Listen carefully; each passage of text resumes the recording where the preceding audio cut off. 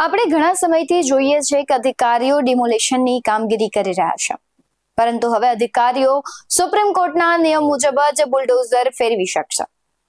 નમસ્કાર, BS9 TV ન્યૂઝમાં આપની સાથે હું ભગવતી વિશાવડિયા. સુપ્રીમ કોર્ટે બુલડોઝર એક્શન વિરુદ્ધ દાખલ થયેલી અરજી પર સુનાવણી કરતા આકરા શબ્દોમાં ટિપ્પણી કરી છે.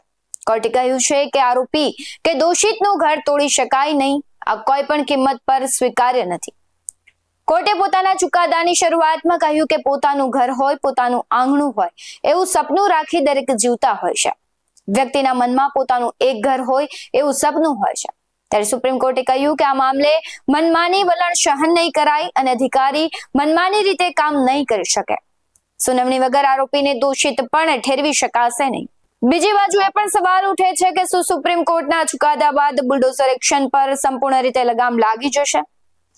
આવામાં એ જાણવું જરૂરી બને છે કે કયા પ્રકારના મામલાઓમાં સુપ્રીમ કોર્ટ દ્વારા આજે દર્શાવવામાં આવેલા દિશા નિર્દેશો લાગુ નહીં થાય. તો આવો પહેલા એ સમજીએ કયા મામલામાં લાગુ નહીં પડે. આવો જોઈએ. બુલડોઝર એક્શન પર સુપ્રીમ કોર્ટ દ્વારા જારી કરાયેલા દિશા નિર્દેશો રસ્તા, ફૂટપાથ, રેલવે લાઇન કે વોટર બોડી પર ગેરકાયદેસર કબજા પર સુપ્રીમ કોર્ટના દિશા નિર્દેશ લાગુ નહીં થાય. સુપ્રીમ કોર્ટે કહ્યું છે કે અમે સ્પષ્ટ કરીએ છીએ કે આ નિર્દેશ એવા મામલે લાગુ નહીં થાય જ્યાં રસ્તાઓ, ગલીઓ, ફૂટપાથ, રેલવે લાઇન પાસે કે પછી કોઈ નદી, નાળા, જળબોડી જેવા કોઈ જાહેર સ્થાન પર કોઈ ગેરકાયદેસર બાંધકામ છે. આ ઉપરાંત કોર્ટે કહ્યું છે કે આજનો ચુકાદો એવા કેસોમાં પણ લાગુ નહીં થાય જ્યાં ન્યાયાલય દ્વારા ડિમોલેશનના આદેશ આપવામાં આવ્યા હોય. સુપ્રીમ કોર્ટના આદેશની 10 મહત્વની વાત છે. એમાં પહેલી વાત છે કે સુપ્રીમ કોર્ટે સુનાવણીમાં સ્પષ્ટ શબ્દોમાં કહ્યું છે કે માત્ર આરોપના આધારે ઘર તોડી નહીં શકો. કડક ટિપ્પણી કરતા તેમણે કહ્યું કે ઘર એક સપના જેવું હોય, આરોપીની સજા પરિવારને ન આપી શકાય. બીજી વાતમાં એવું જણાવ્યું કે દેશમાં કાયદાનું રાજ હોવું જોઈએ, કારણ કે આરોપીઓ પાસે પણ અધિકાર હોય છે અને દોષિતોને સજા આપવાનું કોર્ટનું કામ હોય છે. આવું મનમાની વલણ, સત્તાનો દુરુપયોગ સહન નહીં કરાય ત્યારે આવું કરનારાઓ પર કાર્યવાહી થશે. સુપ્રીમ કોર્ટે ગાઈડલાઇન્સ બહાર પાડતા કહ્યું કે કોઈ પણ સંપત્તિ પર કાર્યવાહી ત્યાં સુધી ન કરી શકાય જ્યાં સુધી તેના માલિકને 15 દિવસ પહેલા નોટિસ ન આપવામાં આવે.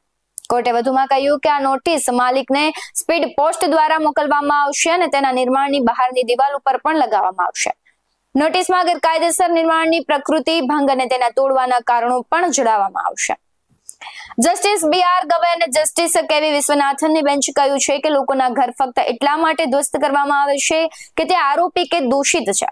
જો આમ કરાય તો તે સંપૂર્ણ રીતે ગેરબંધારણીય છે. જસ્ટિસ ગવઈએ ચુકાદો સંભળાવતા કહ્યું કે મહિલાઓ અને બાળકો આખી રસ્તા પર રાત કેવી રીતે વિતાવી શકે. મકાનો તોડવા મુદ્દે સુપ્રીમ કોર્ટે કહ્યું કે કાર્યપાલક અધિકારી ન્યાયાધીશ બની શકે નહીં અને આરોપીને દોષિત કરાર ન આપી શકાય અને તેનું ઘર પણ ન તોડી શકાય.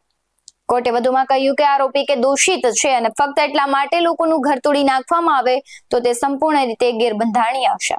બેન્ચે નિર્દેશ આપ્યો છે કે ડિમોલેશનની કાર્યવાહીની વિડીયોગ્રાફી કરવામાં આવે અને આ રિપોર્ટ પોર્ટલ પર પબ્લિશ કરવામાં આવશે. બેન્ચે એ પણ સ્પષ્ટ કર્યું છે કે જે જાહેર ભૂમિ પર અનધિકૃત નિર્માણ હશે તો તેને કોર્ટ દ્વારા આદેશ અપાશે અને તેના બાદ દિશા નિર્દેશો છે તે લાગુ નહીં થઈ શકે. સુપ્રીમ કોર્ટે વધુમાં જણાવ્યું કે જો કોઈને ઘરને બનાવવામાં સ્થાનિક કાયદાનો ભંગ કરાયો હોય તો તેને તોડવાનો વિચાર કરતી વખતે એ જોવું જોઈએ કે નગરપાલિકા કાયદામાં શું મંજૂરી છે. કોર્ટે વધુમાં કહ્યું છે કે કાયદા મુજબ ગેરકાયદેસર બાંધકામ સમાધાન યોગ્ય હોઈ શકે છે કે પછી એવું હોઈ શકે છે કે ઘરનો ફક્ત કેટલોક ભાગ તોડવામાં આવે. સુપ્રીમ કોર્ટે વધુમાં કહ્યું છે કે બંધારણીય અને ફોજદારી કાયદાના અંતર્ગત આરોપી અને દોષિતોનો ચોક્કસ પ્રકારના અધિકારો અને સુરક્ષા છે. અત્રે જણાવવાનું છે કે દેશમાં મિલકતોને તોડી પાડવા માટે માર્ગદર્શિકા નક્કી કરવાની વિનંતી કરતી અરજીઓ પર સુપ્રીમ કોર્ટે પણ ચુકાદો આપ્યો છે અને આખરે સુપ્રીમ કોર્ટે કહ્યું છે કે કોઈ પણ પ્રકારના એક્શન માટે તમામ નિર્દેશોનું પાલન થવું જોઈએ. આ નિર્દેશોનું પાલન નહીં થાય તો અનાદર અને અભિયોજનની કાર્યવાહી કરાશે અને અધિકારીઓને વળતરની સાથે ધ્વસ્ત મિલકતોનો પણ પોતાના ખર્ચે ઠીક કરાવવા માટે જવાબદાર ઠેરવવામાં આવશે. આવા જ વધુ અહેવાલો સાથે ફરી મળતા રહીશું. તમે અમારી YouTube ચેનલને સબસ્ક્રાઇબ કરવાનું અને Facebook અને Instagram પર ફોલો કરવાનું ભૂલશો નહીં. બાકી આમ નવી અપડેટ્સ મેળવવા માટે જોતા રહો BS9 TV ન્યૂઝ. નમસ્કાર.